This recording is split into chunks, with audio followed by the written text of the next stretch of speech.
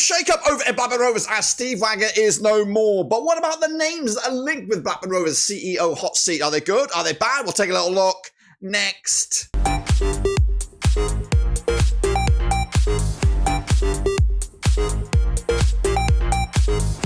That's right, folks, back once again with another video. Today we take a look at the CEO position over at Blackburn Rovers, as of course we're trying to find the right man to fill the shoes, the big shoes of Steve Waggett. We'll get into that, of course, in a minute. If you're new, where you've been, smash your subscribe. You want to subscribe for Blackburn Rovers, World Football. We're going to all here under one rooski. That's right, it has been some time since Steve Waggett has handed in his notice. But of course, what about the names linked with Steve Waggett's position? Well, I'll tell you all about it in a second. Big shout out to the members and the patrons, you know who you are. But before that, we're going to, of course, hand you over to Eddie to talk about all things Blackburn Rovers away day travel. Eddie, tell them what we're talking about. Ewan Eddie here with some news on our brand new scheme we're looking to implement in the 2025-2026 campaign. What is it? Well, it's affordable away day travel. That's right, us at Blackburn Rovers Seas hope to implement this brand new scheme for each and every one of the away days taking place in the upcoming campaign. Right now, we're just in the planning stages and we want to know if you are interested in away day travel for the upcoming season. Now, what I need you to do now is, of course, go to this link on the screen right about now. It's a QR code, or maybe drop down in the old description to follow the URL and fill out your name and, of course, maybe some contact information that we can reach out to you when we are 100% committed. Just a reminder that this is just the planning stage of this service. Nothing is 100% as of yet. But the more numbers and the names that we get down in the next few weeks, then, of course, then we'll have the ability to make this happen for you guys. Again, looking at what's available at the moment, this does look like an affordable option if we can get the support from you guys. And again, it's just a fantastic way for you to support the channel in another way. Back to you, Dirk, in the studio. Thanks again, Eddie, for all of that. Of course, now it's, of course, time to talk about the subject at hand. That is CEO of Blackburn Rovers. Who is going to fill the void made vacant by Steve Waggett? Well, earlier in the week, or in the month, should we say, sat down with the podcast boys to talk all things Steve Waggett. And, of course, this is what was discussed. So, Georgie, of course, this has been a while. It has been in a few weeks, months even, and there has been a lot going on behind the scenes, including the removal of a notorious figure. It depends on which side of the fence you are. Of course, Steve Waggett no longer with us. He's of course packed it in. Rumour has it there's a lot of stuff going on because of his resignation. But what's your cold take on his departure? And is it a good thing or a bad thing for Blackburn Rovers? Who knows? Who knows is my honest answer. I mean, it was always on the cards. I think Steve Waggett was in his 70s, wasn't he, anyway? So it was always going to be his last job. Whether it's been brought forward, who knows? And again, I mean, I kind of gave a reaction as soon as the news broke. And I was I was doing a Denver. I was a little bit sat on the fence as to which way to take the news. Because I don't think we'll actually see how much he's done or how little he's done, for a good few, maybe months, if not a year. I think I've noticed that we seem a little bit more proactive in terms of getting videos out there on Instagram, Facebook, and all that good stuff about the players coming back in training and what have you. We seem to have a bit more autonomy potentially as to what's being posted on social media. Maybe that used to have to go across Steve Waggett's desk first. But no, he's I think he's had a tough gig, and I think this is why I'm so sat on the fence with it, because has he been holding us back, or has he actually, been doing us a massive favour and the new guy in? I think it's interesting that we haven't appointed anybody already, nothing official anyway.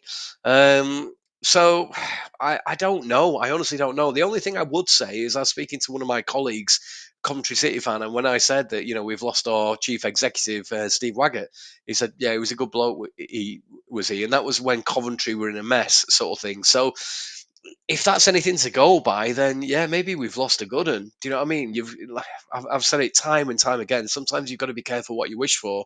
I wasn't a big fan of Sam Allardyce's football after watching it for a number of years, and yeah, it was time for a change. And when Venky's came in, I was thinking, yeah, now's a great chance. But it came back to bite me on my arse. Because after that, God, what I'd do to have Sam Allardyce back and watch that kind of football, but still be in the promised land, as it were. So.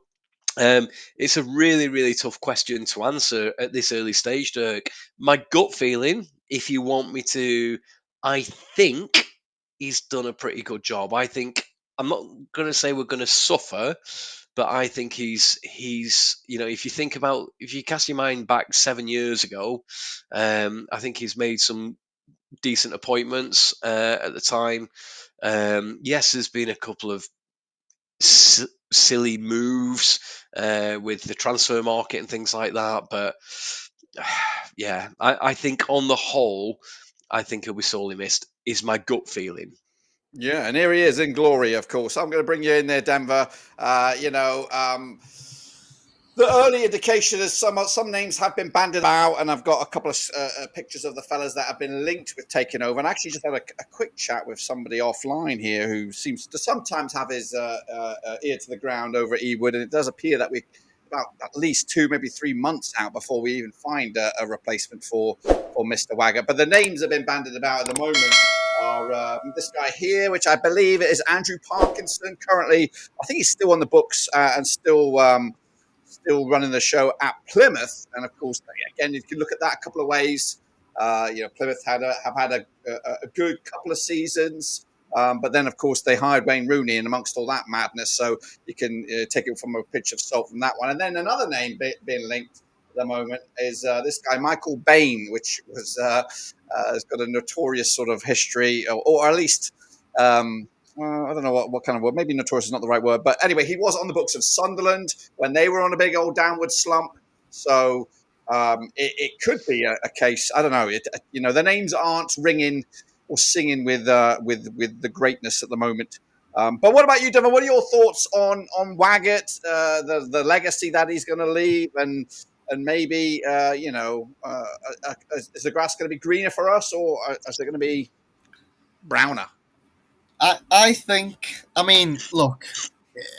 I think for me personally, I mean, I don't know what everyone else thinks, but I think the problems the problems that are lying within the club are much higher than Steve Waggett. Like ultimately, look, it's where it's hard to judge. We've got the fans, we've got the people who are thinking, we should be doing much better than where we are, and what's the ambition of the club. But then ultimately, that Steve Waggett's only got the tools that he's dealt with, right? He's got the cards that he's dealt with. He's got what he's got, and from where we are, looking at other clubs around us, and you look at the positions of the clubs and other owners are in, he's done an okay job. Yes, we're unhappy about the stability of the club with the Eustace left and all the drama behind the scenes, but how much of that is Steve Waggett's doing? It's one of those where you look at it.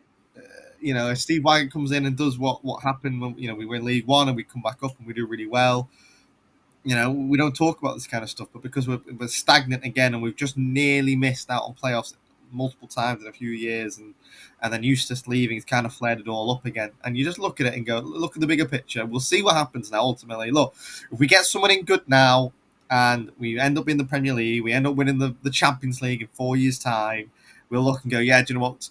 Getting rid of Steve Waggett was the correct decision, but easily it could go the other way. We signed this Plymouth, guy who owns Plymouth and Sunderland, and they both got relegated. They relegated their clubs ultimately under their tenure at their club. So I don't think they're highly thought at both areas. And we end up back in League One again, and we're going, why do we do that? Why do we not just keep Steve Waggett when we were touching playoffs? And that's football ultimately. And I just think, look, it's too early to call. It could be a good decision. It could be a bad decision. It was time to go. If I was Steve Waggett, I would have left with all the, fan.